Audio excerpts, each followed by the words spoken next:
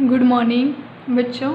Subject environment, subject हमारा environment है और स्टैंडर्ड हमारा कौन सा है? स्टैंडर्ड हमारा 4 है। ओके, स्टैंडर्ड 4 है। तो हमारा स्टैंडर्ड 4 में यहाँ तक तो पूरी कंप्लीट हो गई थी। यहाँ तक स्टैंडर्ड 4 में हमारा कंप्लीट हो गया था ना। ये वाली शायद थोड़ी सी क्वेश्चन आंसर हमारी बाकी थी, जो कि मैं आपको तिरछे बुक करके दिखा दे रही हूँ।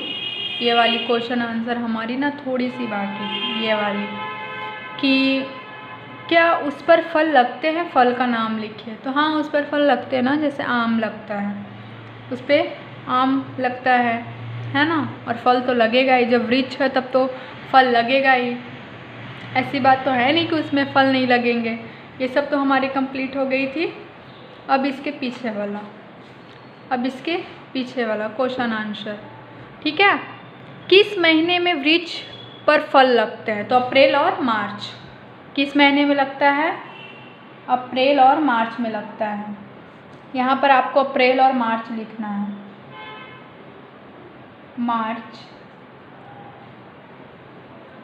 मार्च और अप्रैल, मार्च और अप्रैल। तो मार्च और अप्रैल के महीने में वृक्ष में फल लगते हैं। क्या आपने कभी ये फल खाए हैं? उसका स्वाद कैसा है? तो हाँ, हमने ये फल खाए हैं और उसका स्वाद बहुत ही मीठा है ना।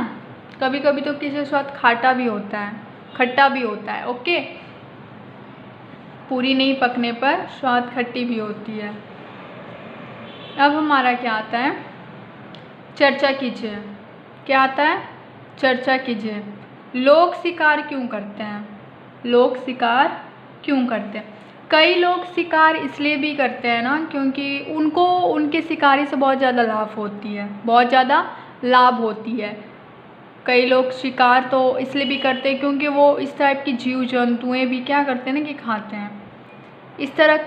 इसलिए कई लोग इसलिए भी शिकार करते हैं। कई लोग शिकार तो इसलिए भी करते हैं क्योंकि उनको बहुत सारी हेल्प मिलती है। जैसे शिकारी के द्वारा भी कई काम कराए जाते हैं, है ना, इसलिए लोग शिकार करते हैं। कुछ इलाकों में कुछ जानवरों के शिकार पर प्रतिबंध लगा होता है। वह शिकार करने पर सज़ा होती है। वहाँ शिकार करने पर सज़ा होती है। ये सज़ा क्यों होती है? कुछ ऐसे इलाके होते हैं ना जहाँ पर जानवरों को शिकार करने की अनुमति नहीं होती है। उनको सज़ा इसलिए दिया जाता है क्योंकि जब उस इलाके में आपको शिकार करने की अनुमति, परमिशन जब मिला ही नहीं है, जब आप पे प्रतिबंध लगा है, तो फिर हम उस इलाके में जाकर शिकार क्यों करें? अब जैसे कि आपने पाठ में पढ़ा था कि लोग खेंजड़ गांव में गए थे ना, खिजड़ा गांव था ना, खेजड़ी गांव नाम था। वहाँ पे जब राजा ने देखा कि हाँ, यहाँ के लोग मतलब पेड़ पौधे, वृक्ष, जानवर सभी से बहुत प्यार करते, तब उन्होंने क्या आदेश दिया कि आज के बाद यहाँ पर कोई भी वृक्ष काटने या फिर शिकार करने नहीं आएगा, है ना। तो कई इलाके भी ऐसे ही होते हैं जहाँ पर प्रतिबंध लगा हुआ रहता है और उसके बावजूद भी अगर कोई शिकार करता है तो उसे सज़ा दी जाती है। अब यहाँ पर क्या है? अपने दादा दादी से बातचीत करके पता कीजिए। वे जब आपकी उम्र के थे तब उन्होंने अपने आसपास किन पक्षियों को देखा था? वे जब हमारे उम्र के थे तो वे अपने आसपास कई बार मोर को देखते थे, बगुला को देखते थे, कोयल को देखते थे, चिड़िया को देखते थे। ये सारी पक्षियों को क्या करते थे? देखते थे। अब यहाँ पर क्या आता है? क्या उन पक्षियों की संख्या कम हो गई है? हाँ, उन पक्षियों की संख्या जो है वो कम हो गई है।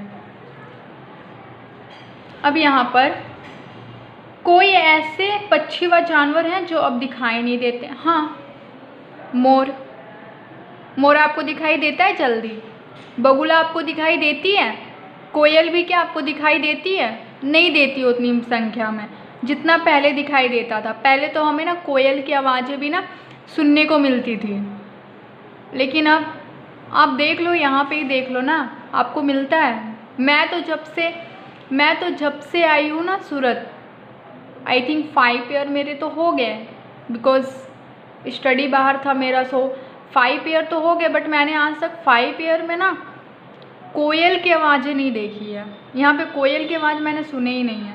चिड़ियाँ भी मुझे याद नहीं है कि मैं देखी हूँ कि नहीं देखी हूँ, बिकॉज़ चीज़ वो याद रहती है ना जो हम देख सकते हैं, हम रेगुलर देखते हो या फिर महीने में देखते हो, बट मैंने यहाँ पे तो देखा ही नहीं है जो कि मुझे याद भी रहे कि हाँ मैंने वो चीज़ देखी भी है या नहीं देखी है।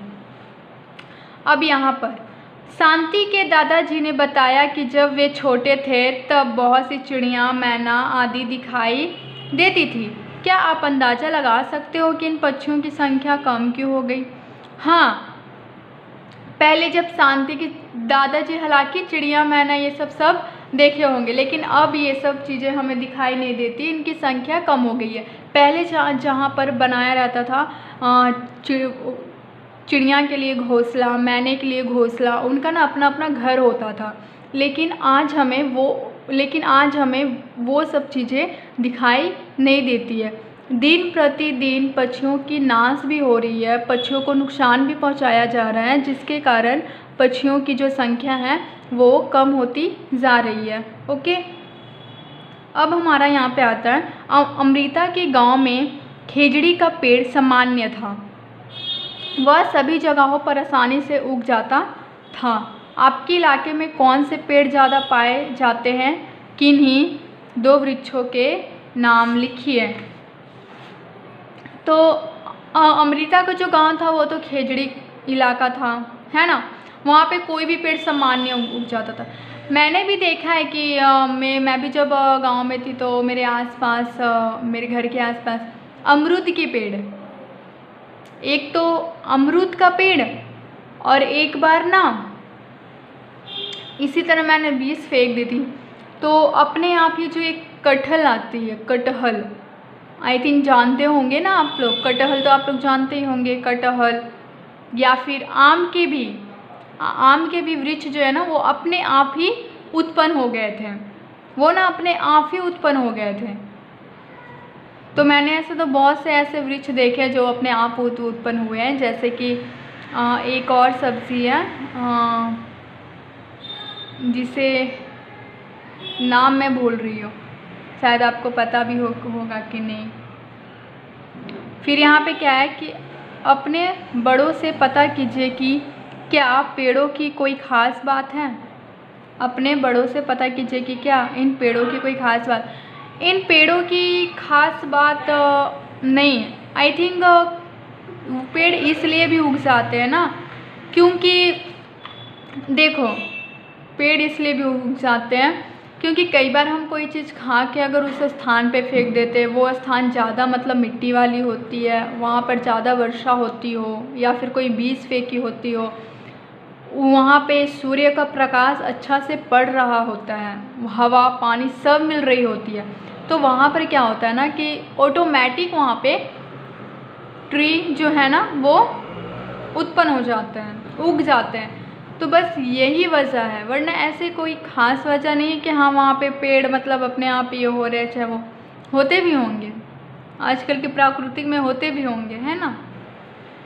अब यहाँ पर देखिए, आमतौर पर खेजड़ी का पेड़ रेगिस्तान इलाके में खूब पाया जाता है, इसे ज़्यादा पानी की ज़रूरत नहीं होती है, इसकी झाल दवाई बनाने के काम आती है। इस पेड़ की फलियों की सब्ज़ी बनाई जाती है, इसकी लकड़ी में कीड़ा कभी नहीं लगता। इस इलाके में रहने वाले जानवर खेजड़ी के पत्ते खाते हैं, इसकी छाया में बहुत से बच्चे खेलते हैं। राजस्थान मतलब ये रेगिस्तान इलाका है, उसको पानी की ज़्यादा ज़रूरत भी नहीं होती है, ठंडी हवा भी देती है, लोग इसके सब्ज़ी भी बना के खाते हैं फलियों के, है ना। तो ये चैप्टर हमारा यहाँ पर कंप्लीट होता है, समाप्त होता है। हमारा 3rd चैप्टर था या 4th चैप्टर था, 4th चैप्टर था, वो हमारा चैप्टर यहाँ पे कंप्लीट होता है। Okay bye.